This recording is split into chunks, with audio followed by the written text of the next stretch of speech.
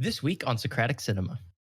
I used to be a super big Marvel fanboy, and I would defend every single movie that they made, including the Ant-Man stuff. But like, holy crap! I like how that's the including Ant-Man. Yeah, including. They died. This moment has consequence and impact, and people He's are going to Catholic. change. Wow, that's not very Catholic. I think it's getting super cool bullied today, guys. I mean, we all get bullied every day on Socratic Cinema. This is an abusive workplace, which is why we brought in Ray Fisher in the first place. HR. Before we get started today, I just want to take a second to do some very holly, festive, jolly season's greetings and thanks to our patrons for this month. Yay! Yay! Patrons, go patrons. This month, we would like to extend our deepest thanks and gratitude to, ready, drum roll, John DeLisio, Rachel DeLisio, Lisa DeLisio, Samuel Copeland, Ethan Rudder, Jeanette Clark, Heather and Michael Clark, Mariah Helm, Peter DeLisio, Hero, Roger Anderson, Hizzy Hay, and Christopher Heatherly. That's right, a Heatherly joined. Heatherly joined. All is right with the world. It's happened. We've It's reached happened. equilibrium. Seriously, thank you guys so much. Thank you to our patrons for supporting the channel and keeping the lights on in here. You guys mean the world. You guys let us do what we do. And you're also allowing us to do some really special, fun, exciting stuff later this month. So stay tuned for that. December is going to be the month of Socratic Cinema. Speaking of which, happy holidays, you guys. My name is James DeLisio. My name's Kasey Clark. And I'm Charlie Heatherly. And this week, we are coming at you hot and heavy with the first three. I know, naughty or nice. We're coming at you with the first 3 episodes of Marvel's latest Disney Plus Bonanza special show, Hawkeye. Yay! Yeah. Hawkeye. Sound a little more enthused. It's Hawkeye. Haley Steinfeld. You know, I am gonna boomerang it over to my boy Charlie. It's Let me your hear- boy. Let me hear what you think about Hawkeye. Spoilers for the first 3 episodes of Hawkeye, because as Yes. of recording, that's all that's come out. Yes. Hawkeye is a show that I watched, and like I'm on a little bit of a journey with this show, and I think that my opinion's going to evolve as I see more episodes, because the first 2 episodes that I saw were very like I was really not sold. Mm. Yeah, not there for it all. And then I watched the 3rd episode last night, and boy howdy am I excited for future episodes. I think that when this show does what it's trying to do correctly, it is very entertaining. Street level heroes have always been cool. I mean, look no further than like Daredevil and Punisher for that. But I think that they're introducing some really interesting stuff. I will admit, I sort of made the show better by accidentally doing something. I'll talk about that later in the podcast. But I'm really liking the deaf community representation in this. I think that that's always super awesome to see. Sound of Metal was sort of my first foray with that Yeah. in films, and now we're getting that again. So that's super duper cool. And just generally, I think it's a fairly entertaining show. I'm not going to put it at the top of my MCU shows list quite yet. But final note, I think that Jeremy Renner acts worse than cardboard. I can't believe that he delivers lines so poorly. It is ridiculous. But I mean, he's in it. He has to be in it. So he's there, I guess. Whew, okay. Case Face, what do you think? You know what? I think I'm on this like a similar vibe as Charlie. Like the first 2 episodes, I was like, okay, but excuse me, that's not uncommon with these like Marvel shows. Like usually it takes at least 3 episodes to get into it, which kind of sucks because this series is only 6 episodes. So it only starts to pick up like halfway through. I don't think that should be a thing. Personally. Valid. Yep. But I think I'm really holding on and waiting for like Yelena to show up, and I'm just like holding on to things that I hope to happen. And yeah, overall, it's not the most exciting of the Marvel ones that I've watched, so far my top is still WandaVision, and then Winter Soldier, and the Falcon, and then Loki. I don't So know. it's at the bottom. Yeah, it's at the bottom. Okay. So far, but it can redeem itself for sure. I think I'll talk about the child actors later, but overall, Jeremy Renner's very interesting to watch. I just wouldn't necessarily have seen myself after any of like the big MCU movies committing any time to watching a story about Hawkeye, but here we are. So I'm gonna try to enjoy it as much as I can, and yeah, it's I feel like it can get better. Okay, fair. Wow. So I'm feeling a lot of like mid vibes in the air today. Mid. I really like Hawkeye. I think it's my second favorite Marvel show after WandaVision. I like this a lot better than Loki. I didn't watch Falcon and the Winter Soldier because I thought. I wonder why. I thought it would be boring. What do you mean? Wait. What do you mean by that? Hold on. I want to know what you meant by that. Ray Fisher knows.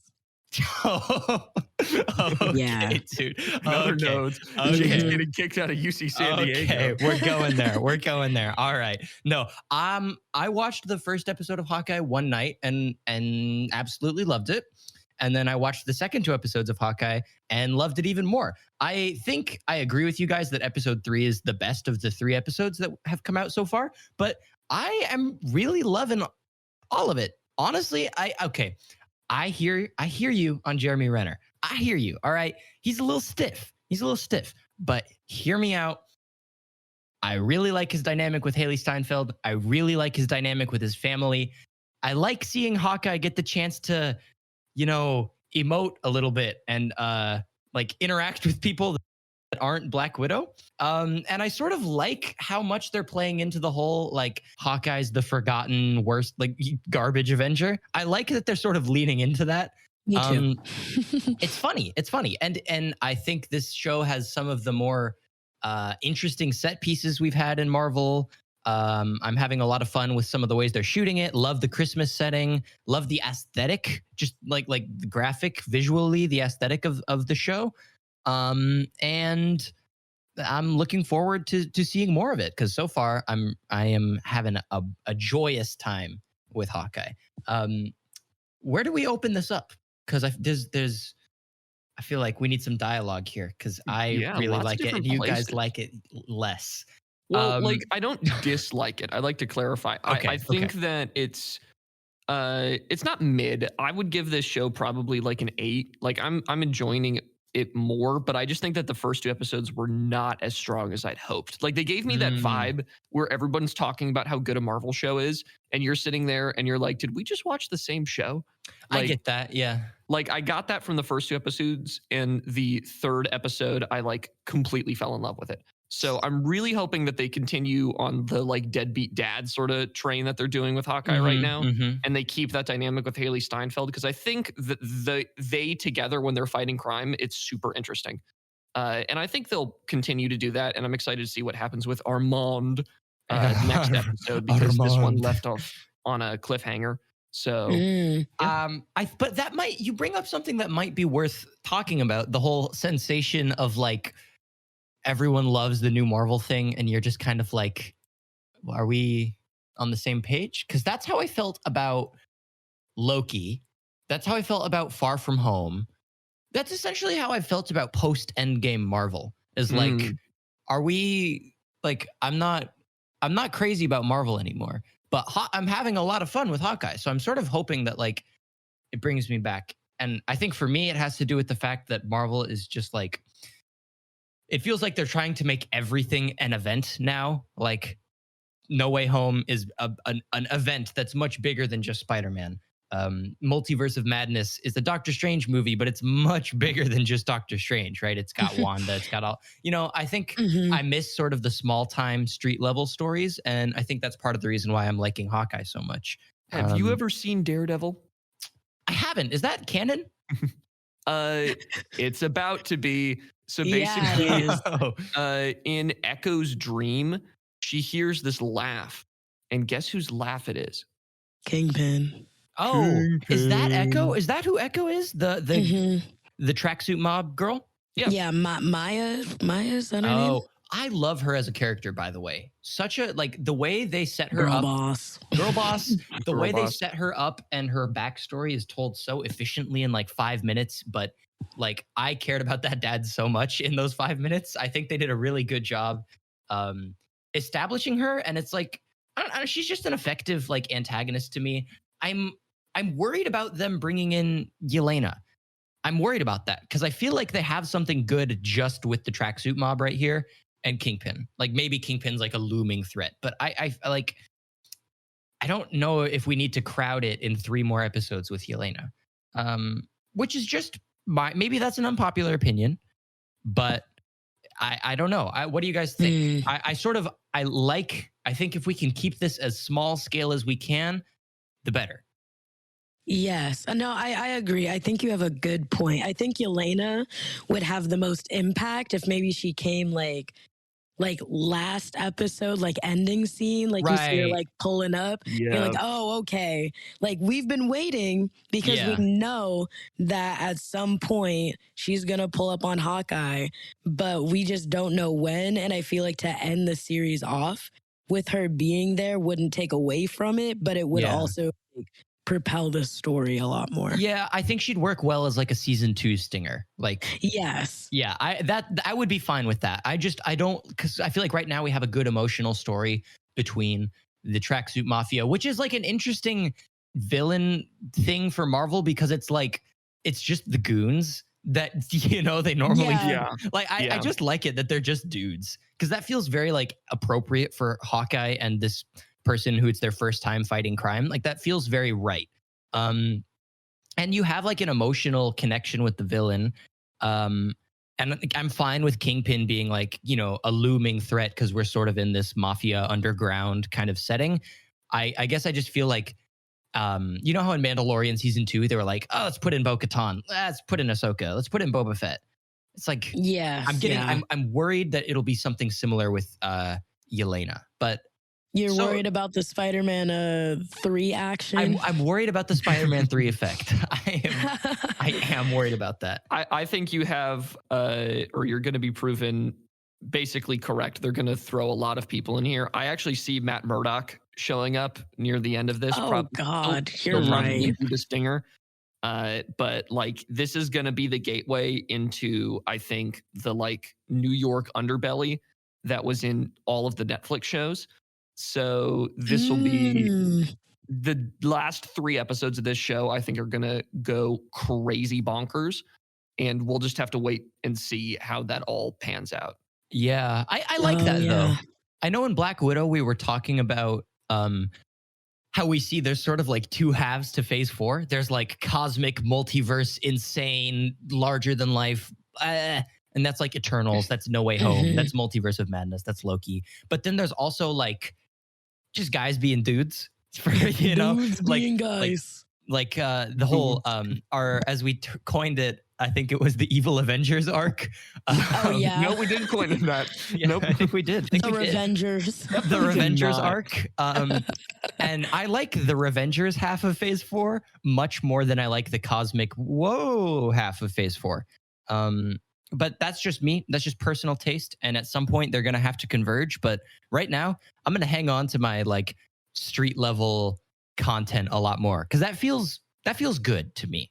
That feels right. It's because you're a Spider-Man fan. I've started saying that I'm a Spider-Man fan first and a Marvel fan second. That's where I stand right now. That's where That's I'm actually at. how James introduces himself on blind dates. Yeah, hi Yes. there, ladies. That is in his Bumble bio. That's what You I guys. say. Is we sit down for dinner and I say, "Who's your favorite Spider-Man?" I gotta know right now.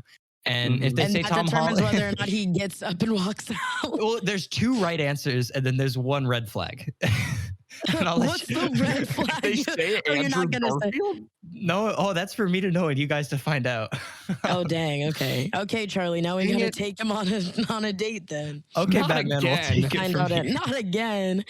Oh my gosh. But I think let's go back because I have a question for y'all. So did you guys watch like the Netflix MCU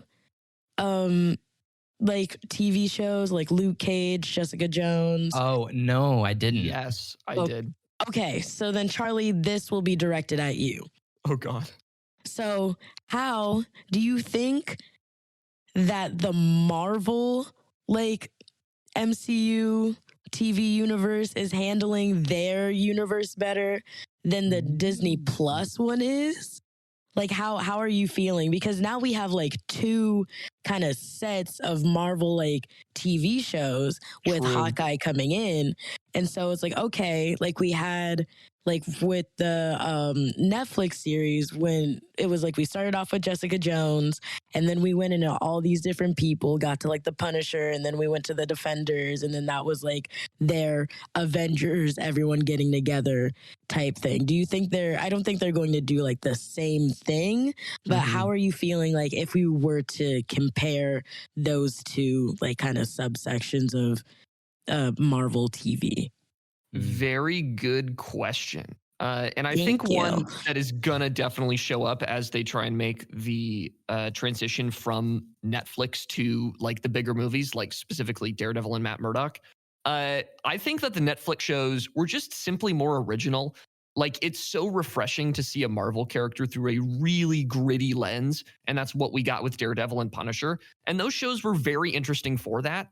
And it wasn't like gritty as in the same way that The Boys or Invincible does gritty. It was its own brand and it fit the characters and it led to some really interesting developments. And I think I'm a little scared of losing that when they come into the MCU. It's the same fear that I think a lot of people have with Deadpool as he'll eventually transition into the MCU. Oh. Oh God, yeah. Like the tone of Marvel is so overpowering that it's really scary when you have these projects that are super unique and super original. And I think that in order for Marvel to essentially succeed, they need to be able to keep that diversity of their characters, like just tonally, because we can't take another Eternals movie. Like you need to have these things be interesting I and unique. can't. Like Right. it's getting painful at this point. I used to be a super big Marvel fanboy, and I would defend every single movie that they made, including the Ant-Man stuff. But like, holy crap! I like how that's the including Ant-Man. Yeah, including Ant-Man. including Ant-Man. But I'm like, dead. because those movies like are just fine. They're fine. Yeah. The first one yeah. I liked. They should have listen, Edgar Wright was going to direct Ant-Man, and then he Yes. didn't. It would have been so much better if they just let him do it. Yep. And it was like, no, we don't have a creative direction. I'm tired of every single MCU project needing to tie somebody else into it. Like, I love Yelena Belova. I think she's a super interesting character, and Florence Pugh is like queen. Oh my God. But like, Yes. I'm gonna like cry when she enters into the show because I like the dynamic now. Let's keep the dynamic now. And they keep pitching the show as like, oh, it's a murder mystery. We're trying to find out like who killed that guy. No, we're not. That hasn't happened yet. Like, you need to develop that. Yeah. If that's what your pitch is, you need to develop that way more. You have time, but like, don't muddle it with like, oh, a Black Widow's coming in. Oh, we have Wilson Fisk. Like, what is going on? My thoughts exactly. You're right. Yeah, they gotta commit to one thing or another. Like, it can't be half of both. This is like, a Marvel are we gonna problem. be misadventures, or are we gonna like? Yeah. I mean, you guys remember when they tried to sell Civil War as a Captain America movie? Grow up. That's not a Captain America movie. My favorite I still thing have to ever. argue with people to this day about that. Like, this day. Like Doctor Strange, Multiverse of Madness. Yeah, right. This is a Wanda movie. It's not a Doctor's. Like, come on. I just let people have things. Let there be movies that don't have to be like. And then everyone's favorite hero, Doctor Strange, is here in Spider-Man. Isn't that cool? No, it's not. Let Nobody care about Steven. Let Spider-Man be Spider-Man, bro. We don't always need like 5 heroes in a movie to make it interesting. And I think Hawkeye is kind of demonstrating that. And I just don't want them to mess it up. You want to know what I want to talk about? I want to talk Yeah, about what? the postmodern 2021 new king film trope, grumpy old man and sparkly young girl. Listen, we Yeah. got Last of Us, Mandalorian, like gruff old man and baby is the new thing. This is the new wave. Like like I'm it or so not, for it. I'm so I for love it. it. Like it or not, this is the direction we're going, and I'm so glad Marvel's hopping on the train because I think like by far the most interesting part of Hawkeye is Kate Bishop and Clint's relationship. I think it's wonderful. Like that scene in episode 3 where Hawkeye's like on the phone with his son and Kate's interpreting. That I think might be the best scene in the show yet. I think that is really the moment where they fully sort of clicked and got into that dynamic, and I was sold. Because up until now, I really liked Clint and I really liked Kate, but like, and seeing them together was entertaining, but I feel like they hadn't gotten there yet. And I think by season 3, with that phone scene, we're really starting to see that dynamic kind of blend a little bit better, and it's so good. Yeah. Very, very true. Like, really, episode 3 is when we really saw everything solidify for them. And Mhm. it's really refreshing. And I think that although Jeremy Renner cannot act to save his life, those moments with Haley Steinfeld where they are together are very endearing and very fun. And I can't wait for them to like form more of a father-daughter bond. One thing I do want to say about episode 3 is how I made it better, because that was a fun little moment. So, do we all remember at the very start of the episode when we first get introduced to Echo and she's like sort of interrogating Hawkeye and Haley Steinfeld? Yes. Yes. So, at that moment, the way that I was watching it is I couldn't hear anything. So, I thought that that entire interrogation scene, they turned the sound off for to show it from her perspective. And it was just moving images of like them escaping, of them going around, of like her reading the lips. And I was like amazed. I was like, this is the coolest thing Whoa. that I've ever seen the MCU do. And it went on for a minute and then 2 minutes. And then at the third minute, I was like, okay, this is going on a little long now. So I checked my volume and I'd accidentally just turned the sound off. Like, and I just had it off for like that entire amount of time. And I rewatched the scene and it was like a normal scene.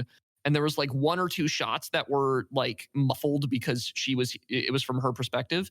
But I discovered a new film technique, and Yeah. more people should be using it because that was an awesome experience. That's a thing. Like I read this book, The Art of the Cut, which is a collection of interviews with film editors, some editors of Marvel movies, actually. But a common thing they were saying is, while a lot of them, while they're building scenes, like while they're building the first cut of scenes, they do it with the sound off. And the idea is like your scene should work with no sound. Like it should stand on its own without sound, right? Like just the cuts of the images should be able to tell the story. And I feel like you see that sort of used practically brilliantly in Sound of Metal. I think Marvel needed to lean a little bit more into Sound of Metal with this. I also saw some very valid criticisms from my good friend and fellow essayist Kiki Crazed, who pointed out that some of the editing in episode 3 almost felt like cutting around the sign language, like specifically in the scene where young Echo is talking to her dad. They would like frame shots so that it's like just their face, and like you can see their fingers kind of flash in sometimes, but it's like, why are you cutting off? Like, why are you censoring sign language? Or like, you know how sometimes in normal dialogue scenes they'll cut to the reaction shot while the other person is still talking. So like you're hearing a person who's not on screen talking. They do that in scenes where people are signing, and that doesn't work when they're signing because you kind of need to see them. So it was just very like, why are you trying to promote this like disability awareness and like shine this light on the deaf community, and then like cutting around it, like trying to make it harder to see, you know? So that was just like one criticism that I thought was very valid. But yeah, I just wanted to sprinkle that in. No, that's definitely true. I And I think that problem would be solved by just taking more lessons from Sound of Metal. Like, Yeah, again, Marvel is weirdly afraid to be like stylistic, even though their best movies have been the most stylistic. Yeah. Like it's just strange that they thrive off of genius filmmakers and these people who have really visionary ideas and who haven't really been like that big or that discovered yet. And then at seemingly every turn now, they're getting these people that are already huge, already massive, and they're just tasking them to make another project with the same exact like parameters.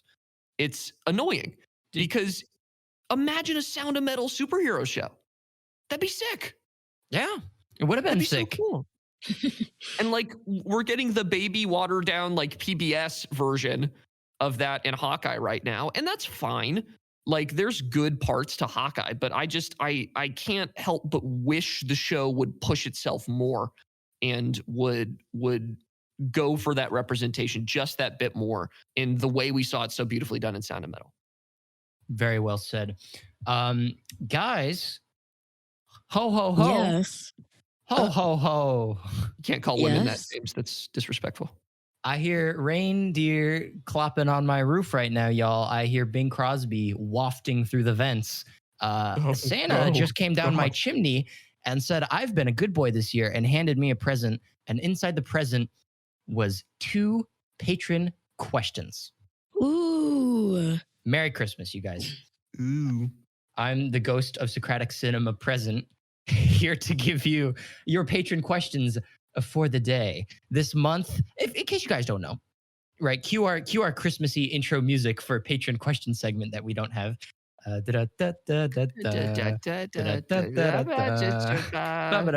Sleigh bells ringing, ding-a-ling. Questions and answers with Socratic Cinema. That was very good, guys. That was really good. That was free jazz. In case you don't know how this part of the show works, every month, some of our patrons get to ask us, they get the privilege of asking us a question, and we get the even greater privilege of answering their questions. And this month, I should say, yikes, that's embarrassing. How many months have we been doing this? This month, we have 2 questions to answer from our dearest patrons. The first question comes from Heather and Michael Clark, who ask, what is each of your standards for deciding a movie storyline has gone off the tracks? Put another way, what is something that, when it happens, you immediately give up on the story being good? Much to think about here. Does anyone have an answer right off the bat that they would like to open this up with? Ooh, I can go. Go. So like, I need to think. All right, I'll give you guys some time to think. So I think I've talked about on the podcast that I have several like movie icks. So there are certain things where it's like when you're dealing with minorities and you don't flesh out their characters, that makes it very, very hard for me to watch a movie. When you don't deal with sensitive topics such as assault, abuse, any type of like, again, racially charged issues, adoption, just certain things that kind of hit really close to home for me. And it's like not done well, it makes it very, very hard for me to watch a movie. And then there are movies that make me just very, very uncomfortable. I've watched some for the podcast, but if it doesn't have any like redeeming qualities, or if it's just like trying to make you uncomfortable just for the sake of making you uncomfortable, like you gotta have some more meat in there. And I think also, I think those are pretty much it. Oh, there's a lot of things like regarding like toxic traits too, like when characters don't get like consequences for their actions. That's a good one. Especially like, right. And it's just, or they're just not fleshing out characters or fleshing out a plot in a way that it's like, because even looking at Tenet without the stylistic aspects of it, like I would have been very, very hard to watch for me. Genuinely, that's fair, because it was so confusing. And even like ones like Whiplash, again, stylistically great, but it made me very, very uncomfortable. I Yeah, like so just like Whiplash. stuff like that. Charlie, do you have something? I could go if you don't want to. Well, I have an answer, but it sounds worse compared to Casey's. Basically, if we're talking very specifically about a movie's plot and when it goes off the rails, I have a fun little saying that I live my life by, and it's Goonies never say die. A movie can redeem itself at any point if it's cool enough. That's my take. Do you know the only times that I cry in movies? Do you know the only times? It's when the cool stuff happens. I didn't cry in Avengers Endgame when Black Widow died. I cried when he said Avengers Assemble and everyone came out behind him. I didn't cry in Rise of Skywalker when my boy, or whatever, the Force Awakens, when Han Solo died. I cried when the X-Wings came in to save the people at Maz Kanata's place and they started playing the classic fanfare. Like, cool stuff can save movies. And I'm a strong proponent of, if it is cool enough, then let it happen, otherwise known as the rule of cool. Rule of cool.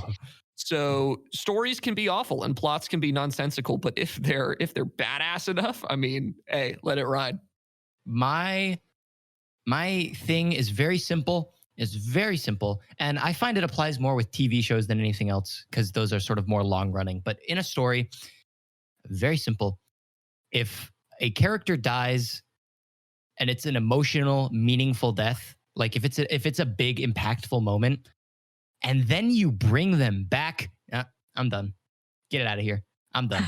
I don't like resurrections. Like, I don't like literal, they died, this moment has consequence and impact, and people are going to change. Wow, that's not very Catholic. Shut up. Resurrection can be allegorical, all right? No, but like look at Stranger Things. When Hopper's death, that reverberated throughout the entire show. That is a big deal. Hopper dying, everyone felt that. And then it cheapens that entire moment when you bring him back. When you reveal that he's alive, that death is meaningless now. Like, all that emotion to me, it means nothing. And that's just a sign that, like, okay, you're not willing to take risks. And to me, that's a sign that this story is not going to be good from that point on.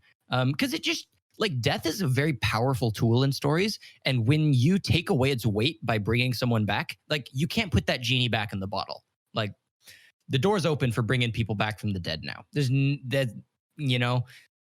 no going back from that. Now, no death will ever matter again because there's a precedent for bringing people back. So it just feels that's my ick. That's my thing, is if you resurrect a character who's died, and there's exceptions to that. Like, when people came back from the snap, I wasn't mad because it's like, okay, of course, like that's different.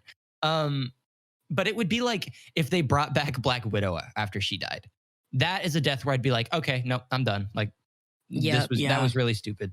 So that brings up another thing for me, James, is when a movie doesn't follow the established rules that it set, that makes me very, very frustrated. Are you talking about plot holes?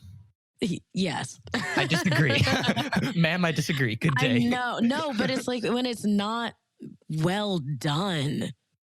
You know, like there's certain plot holes that you can explain away, or you can just like, I choose not to see. But certain plot holes are, it's like, come on, man. For me, it is more about the vibes. Cool. Yeah, for me, I'm with Charlie. For me, it is more about the vibes.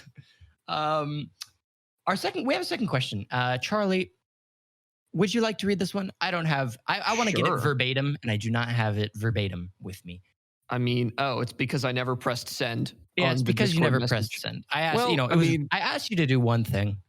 Well, I thought I did. So you quite literally had one job. Okay. Are we ready? This is from Christopher Heatherly. He asks, who is that? Who is that guy? I don't know. Oh, there it is. I see it now. Okay. Go ahead, Charlie. Hawkeye is clearly inspired by Shane Black's Christmas time movies. What's your favorite non-Christmas movie that's a Christmas movie? Bonus points if it's Shane Black. I have an easy answer. Never been easier. Okay, well then give us an easy answer. Do you recall one November of 2020, Socratic Cinema released a video essay? Do you remember that video essay, Charlie, my boy? You were an integral part of the revising process. I mean, I've basically written all of our video essays, so You I basically can't. have done all of them and done all the Yeah. work on the channel, basically. Yeah, It was We're just figureheads over here. We it don't was do anything. the monarchy. It's Children of Men. It's Children of Men. My pick is Children of Men. It's a Ooh. Christmas movie. It's the Nativity story. It doesn't get more Christmas than the Nativity. Children of Men is a Christmas movie. If you don't believe me, watch the video. I'm not here to explain it to you. I'm just here to deliver the answer. Damn, my man said link is in the description. Link in bio. Yeah, Charlie, remember to put link in bio. Not even like a full plug. It's just like you can find it. Yeah, you shut up. You You, know don't need where me it to is. tell you. Wow. And before, Oh by the my way, goodness. in before Charlie says Die Hard. Just wanted to throw that out. I would like to say I can't say Die Hard because it is a Christmas movie, so I can't like. Oh, so it's yeah, mhm. it's not like a non-Christmas movie at Christmas time. It just is a Christmas movie. Okay, yeah. Got, So yeah, Mhm. unfortunate for that. But I have a better answer. Kasey, I want to hear yours first. Okay. Well, since I want those darn bonus points, Lethal Weapon. Yeah. Kasey wins the bonus points. She does. Yeah, I do. You want to explain, or are we Okay, so I had watched the movie, I think like within a few months. Like I had watched it with my dad, and it was just a very interesting experience. It was giving me like definitely like Die Hard vibes, but it was nice. It was like a good solid buddy cop, and it also had diversity. Black cop, black main character with dark skinned family. I was living for that. And then Mel Gibson's there. Mel Gibson is there. Yeah. True. No comment. But overall, if you forget Mel Gibson's there, or you forget his life, it's a good movie. Charlie, what's your pick?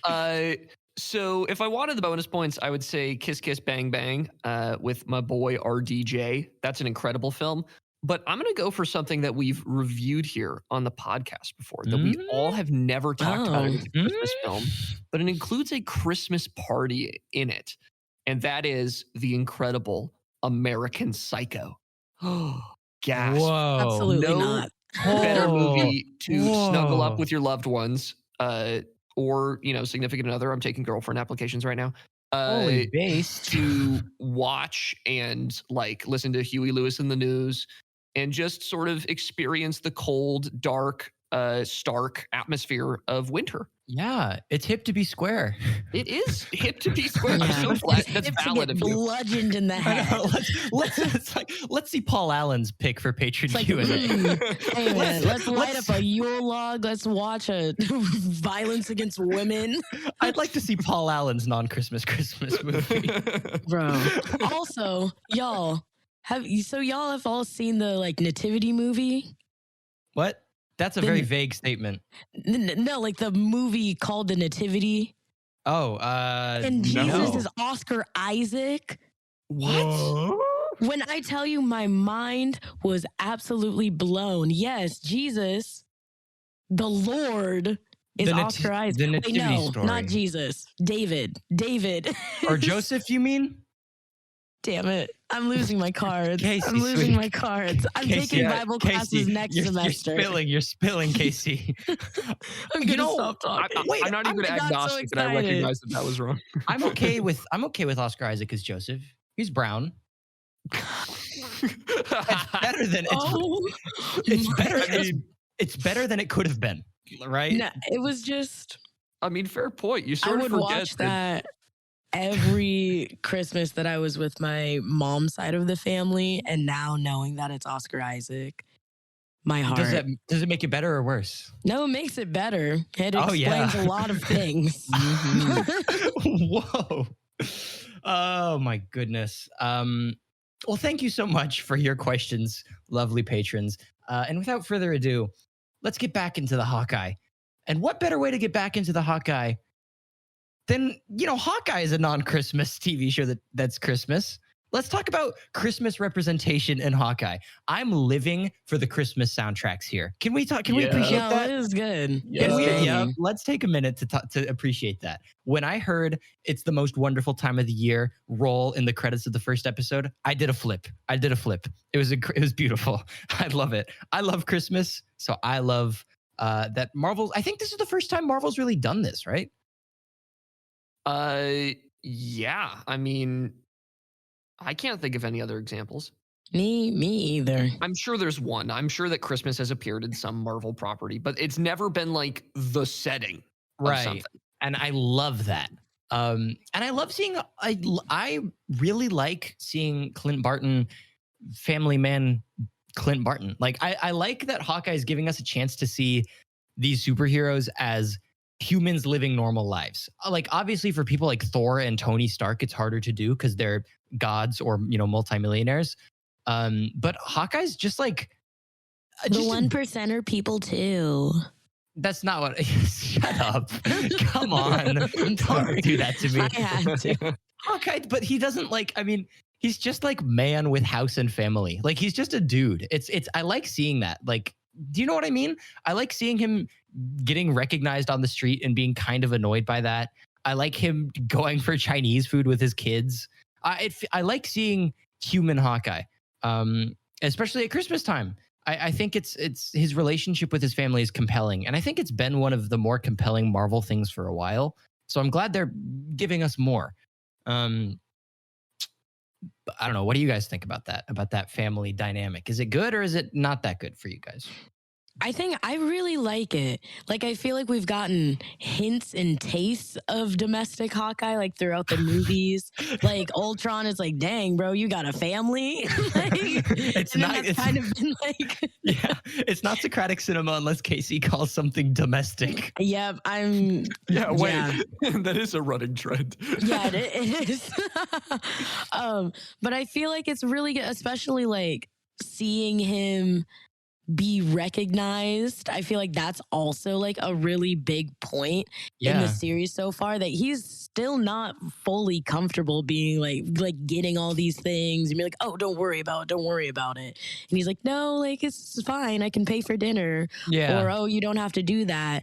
And it's just really interesting because it like humanizes him in a way, because it's like, I mean, obviously Captain America would be like, oh no, it's fine, but like that's what's expected of Captain America. Right. Tony obviously would be like, and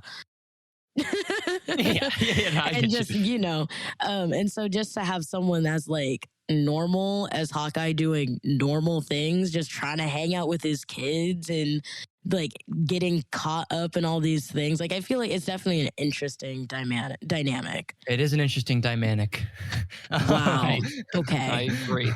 Yeah, no, I think I'm it's getting super cool bullied today, guys.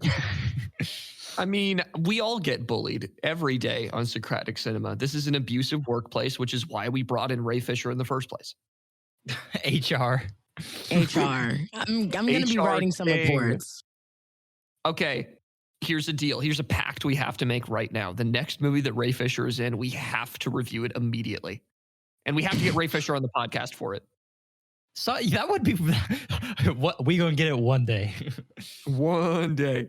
But yeah, no, I think in terms of like Hawkeye Family Man, I'm really liking it. I really like exploring the personal lives of Marvel's characters, because hey, secret time, that's what makes all their heroes so good, is that they are real people with real problems. And that's why it's really annoying that we got a movie like Eternals that is not about real people with real problems. It is about space gods.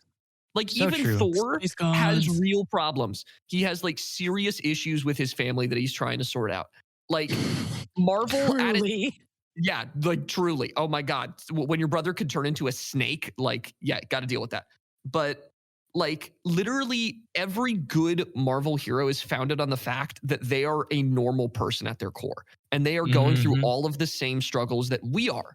And that's what makes them so endearing. That's what makes Spider-Man literally a timeless character, that there will always be young people who are trying to navigate that transition in their lives, and they can see themselves in Spider-Man, who's probably going through the worst bit of puberty ever. But yep. but that's what makes these characters endearing. And we're finally seeing it with Hawkeye. We're finally getting a fleshed out character for him. And it's awesome because I think Hawkeye's so perfect for that. He's so perfect for just like the normal dude. Like if we see him like cracking open a cold one with the boys, then we're like entirely solidified. But at this point, like I'm really liking where it's going. I'm really liking the very normal family drama dynamic that we have going on. I like that. Which is good. Like I feel like a TV show is the perfect way to do it. Like that small scale where you can afford time to go into those details and give that development is great. Because you can't take time out of Endgame to check in with Hawkeye and his kids. Like you can't do that. And so I feel like it is good. I'm enjoying it so far. I'm enjoying that aspect. Absolutely. But on that note, sorry. No, James, go. I was just gonna say my last point is that I love a lot of the set pieces in this show, and I think they're very fun. This is just a minor thing I felt like I needed to say. Like the auction scene, that's fun. I like that. The car chase where like most of it was a long take from inside the car. That's runner up for my favorite scene from Hawkeye. There's like 5 minutes of that car chase. The camera is like inside the car and it's just like spinning around and around, following all the action. It feels like I always like in long takes like that to rides like Star Tours at Disneyland. Mm-hmm. That's a long take. Yeah. And it's just like everything is just happening around you. And I loved that in Hawkeye. It was so good. Yeah, that's it. That's it. That's the end. Kasey, go ahead. Okay.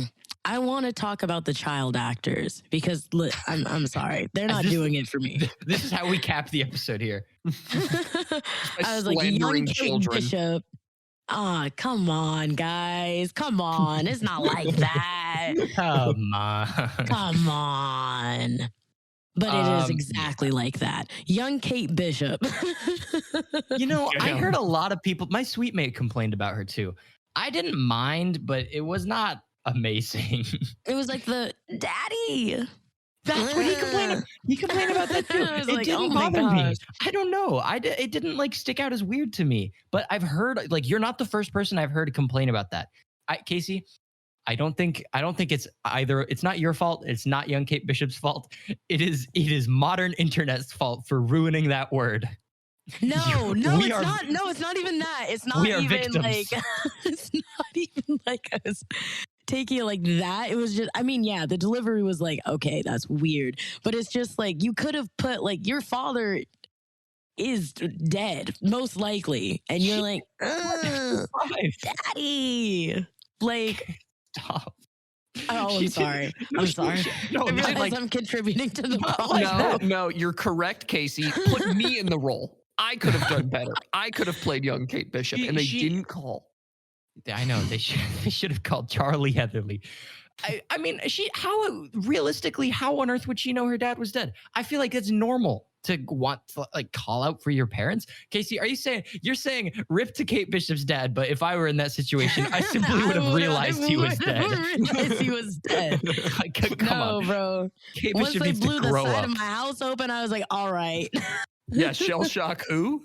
I'm waiting for the conversation between Kate Bishop and Hawkeye to happen about that. Because it's like she hasn't told Hawkeye that like you saved me when I was like 5. So he just thinks she's like an annoying fake super fan. No, but yeah, he never saved her. He was just doing a cool thing, and she was watching on from a distance. No, remember the Chitauri thing was gonna come into her house. Come on, bro, Charlie, you just got schooled. I'm sorry. Hey, Shot him. tit for tat. It don't matter. Quid pro quo. Quid pro quo. Italian words. Latin. Okay. Hey, same country. Look. I think that Hawkeye's role in her life is incredibly minimal, and I don't really understand the like whole idealization of him. I think it's cool that she took up archery, and I think it's cool that she likes Hawkeye. But I don't really care. That was never like the whole child thing. Like that first scene, just it completely slips in my brain, and I don't care about it because all I care about is that now they are together as father and son. I keep waiting. Every time they have a heart to heart, I'm like, is she gonna tell him? Like, or is this just never going to be? Is like, I don't think it really matters that much ultimately, but I just like it's something I keep thinking about. So it's interesting that like it wasn't that big of a deal for you. Um, yeah, I don't know. Do you guys have any? Do you guys have any parting thoughts on the first half of Hawkeye? We'll see how it develops in the coming weeks. Yes. Yeah. We'll see how it goes. I feel like it. I haven't given up on it by any means. I think it could really end up good, but there are also a lot of ways that it could not, like, that it could just end up being mediocre. And I don't want that for Hawkeye. He already has that reputation of being mediocre. True. Perhaps. So yeah. Perhaps a Hawkeye wrap up and recordathon season. Perhaps much to think about. Oh, much, perhaps much thinking, perceiving, much visualization, much cognizance, much cognition going on. More Italian words.